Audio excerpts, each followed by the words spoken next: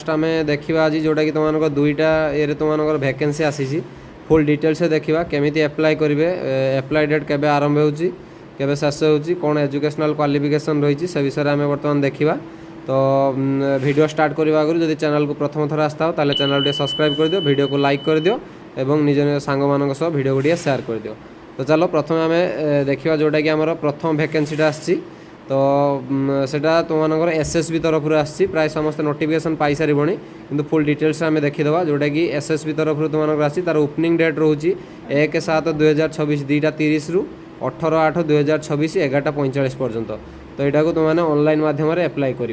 तो ये कौन अच्छी ना जूनियर असिस्टेंट पोस्ट अच्छी टोटाल आमर वैकेंसी रही 14टा वैकेंसी रही जोटा कि एससी रे 4टा एससी एसटी रे 4टा एससी ओमेन रे 2टा रही एससी विषय कौन पोस्ट ना यूआर 6टा रही 6टार ओमेन 2टा रही आ एक्स सर्विसमैन गोटे रही।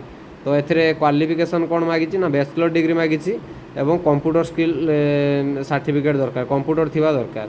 तापर तुमकर यहाँ एलिजिबिलिटी क्राइटेरिया आउ जहाँ देती नेक्स्ट तुमने पीडीएफटा ग्रुप रू पाई ग्रुप रे जॉइन हो जाओ से शेयर करी तो सेठू जाइए देखीद ना एसएससी वेबसाइट डायरेक्ट तुमने डाउनलोड कर पार। तो ये केमती सिलेक्शन प्रोसेस केमती ना ये तुम रिटन टेस्ट हम 200 मार्क आउ 50 मार्क है कंप्यूटर स्किल टेस्ट। तो ये कौन कौन रही ना प्रथम जनरल इंग्लीश जोटा रही graduation level 60 mark, general knowledge current affair 40 mark, general mathematics HSC standard 40 mark, reasoning ए मेंटल एबिलिटी है 60 मार्क। टोटाल 100टा क्वेश्चन तुम 200 मार्क रही।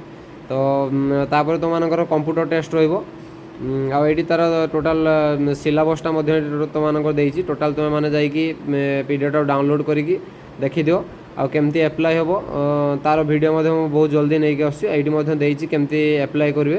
तो से विषय में फुल डिटेल्स देती। तो चलते आम बर्तमान नेक्स्ट देखा नेक्स्ट जो वैकेंसीटा आम रही जो आसी तुम इनकम टैक्स तरफ आसी। तो ये कौन कौन पोस्ट अच्छी से विषय बर्तमान आम देखा जोटा कि टैक्स असिस्टेंट जोटा कि 7टा पोस्ट रही, स्टेनोग्राफर गोटे पोस्ट रही, मल्टीटास्किंग स्टाफ रे अच्छी 4टा पोस्ट। तो टोटाल तुम 12टा पोस्ट रही जोटा कि टैक्स असिस्टेंट रे पे लेवल 4 रही केते तार सैलरी केते रहिबो परे मु तुमन कैलकुलेट करी कहीदेवी। तो यार एज देछि जोटा कि 18 ରୁ 27 सबुतिर प्राय 18 ରୁ 27 देछि किंतु मल्टीटास्किंग स्टाफ रे 18 ରୁ 25 वर्ष तुमको देछि सेटा केवल मैट्रिकुलेशन 10th पास पिला ही एप्लाय करि परिबे। आउ तापर नेक्स्ट एटा तुमनकर आमे देखिबा जोटा कि माने एथिरे केते तुमरो रिलैक्सेशन एज रिलैक्सेशन देछि। तो एज रिलैक्सेशन देखो जोटा कि तुमनकर एज रिलैक्सेशन 5 वर्ष रही मैक्सिमम तुमनकर जोटा कि एससी एसटी पिला 5 वर्ष रही।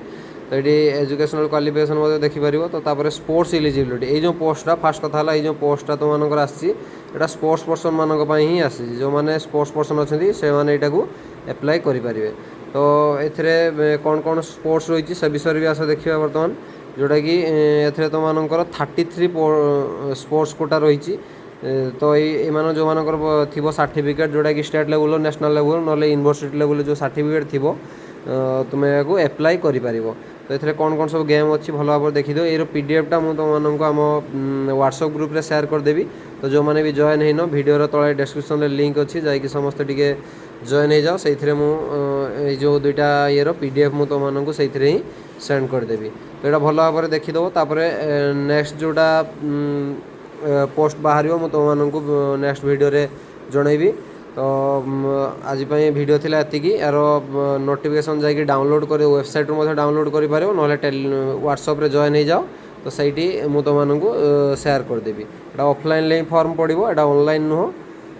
तो यहाँ ऑफलाइन जो ऑफलाइन फॉर्मटा अच्छे फिलअप करके तुम्हें पोस्टाल एड्रेस या पठाइबा पड़ो। जदि यार डिटेल्स केमती कौन फिलअप हम केमती एटा को पोस्ट कराब से विषय जदि वीडियो दरकार मत कमेंट कर मुझे वीडियो नहीं आसबि।